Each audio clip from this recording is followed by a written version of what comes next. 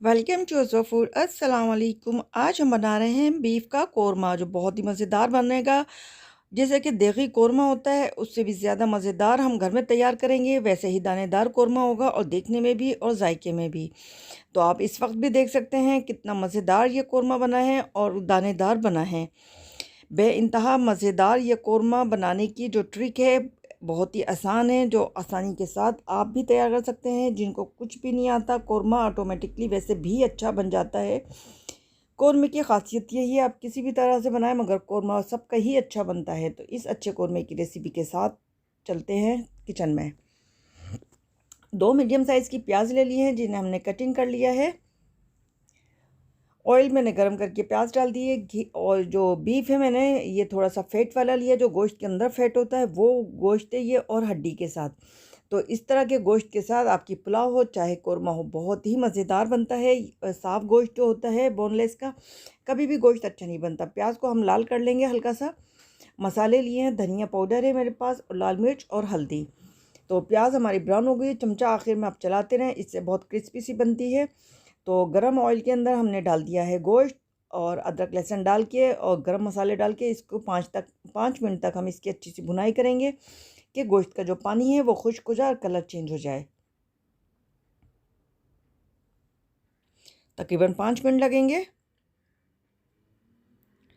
तो गरम मसालों में जो हमने डाली है, लौंग है, काली मिर्च है, दालचीनी है, बड़ी इलायची और छोटी इलायची, ये चीज़ें डालकर हमने इसको भून लिया है। नमक और ये हल्दी, धनिया पाउडर, लाल मिर्च पाउडर डालकर थोड़ा सा भूनेंगे। अदरक लहसुन पहले ही डाल दिया था हमने गरम मसालों के साथ।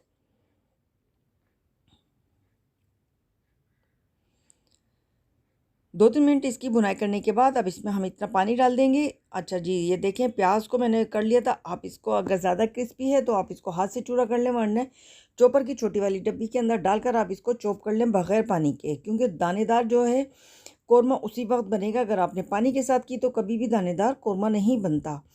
तो आप देख लें आपका गोश्त कितनी देर में गलता है, उस हिसाब से आप इसके अंदर पानी डाल दें। तकरीबन मैंने 4 गिलास के करीब इसमें पानी डाल दिया, और 40 से 45 मिनट में ये आराम से गल जाएगा। लो फ्लेम पर हम पकाएंगे। 40 मिनट के बाद मिलते हैं। तकरीबन 40-45 मिनट हो गए हैं। पानी मैंने खुद देखा तो खुश्क हो चुका था, और इसको एक बार भी मैंने चेक नहीं किया था। अंदाज़ा था कि पानी इतनी देर में खुश्क हो जाएगा। लो फ्लेम पर हमने इसको गला लिया है। तो अब जो हमने प्याज है वो डाल दी है। देखें बिल्कुल साबित आपको नज़र आ रही होगी दानेदार प्याज।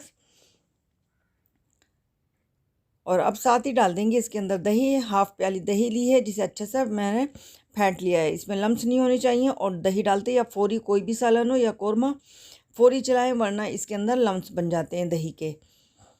अब इसकी बहुत अच्छी सी भुनाई कर लेंगे।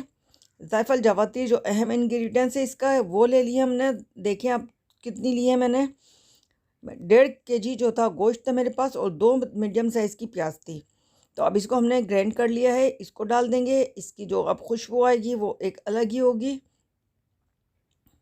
इसमें कोई साबित गरम मसाले, कोई हरी मिर्चें वगैरह नहीं जाएंगी। बस भुनाई बहुत अच्छी करें आप। अगर आपको प्याज ज़्यादा लगे तो आप इसमें दही का इस्तेमाल ज़्यादा कर सकते हैं। खट्टी दही है तो आप कम लें, अगर कम खट्टी है तो आप थोड़ी दही को ज़्यादा ले सकते हैं। इससे कोई भी फ़र्क नहीं आएगा जायके में। तो अब कर लेते हैं इसको डिश आउट। ये तैयार हो चुका है। फ्लेम कर देते हैं बंद इसका। आप इसका दाना चेक कर सकते हैं किस कदर दानेदार बना है, मज़ेदार। खुशबू माशाल्लाह बहुत अच्छी सी आ रही है इसके।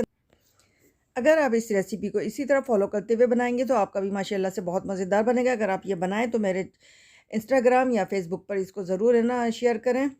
और मेरे चैनल पर अगर आप नए हैं तो मेरे चैनल को लाइक करें, सब्सक्राइब करें, शेयर करें, और इस कौरमे की रेसिपी को ज़रूर फॉलो करते हुए बनाएं। माशाल्लाह से देख से भी ज़्यादा बेहतरीन बना है। अभी एक दावत थी, हमने वहाँ खाना खाया बाज़ार से। बहुत अच्छे पकवान से ये खाना तैयार हुआ था, मगर यकीन जाने बिल्कुल भी अच्छा नहीं था। ये इस खाकर मज़ा आया कि सबने ये कहा ये कितने मज़े का बना है। तो अब निकाल लेते हैं इसके अंदर, इसको डिश के अंदर। आपको देखने में भी कितना अच्छा लग रहा है, कितना दानेदार बना है। तो ज़रूर इस रेसिपी को बनाएं। जब कोई अच्छी चीज़ बनती है तो हमारा दिल भी खुश होता है, और खुशी भी होती है कि हम अपने घर वालों को बहुत बेहतरीन सी अच्छी चीज़ खिला रहे हैं, और घर वाले भी तारीफ़ करते हैं। तो इतना बेहतरीन बना है, आप इस बात से अंदाज़ा लगा सकते हैं। तो ज़रूर इस रेसिपी को फॉलो करते हुए आप इसको बनाएं। कौरमा बनाना बहुत आसान है, कोई मुश्किल नहीं है, और मज़ेदार भी बनेगा। अगर आपको ज़्यादा मसाला बनाना, प्याज ज़्यादा ले लें और दही का इस्तेमाल ज़्यादा कर लें तो उससे आपका मसाला अच्छा हो जाएगा। तो मिलते हैं नेक्स्ट वीडियो में। अल्लाह हाफ़िज़।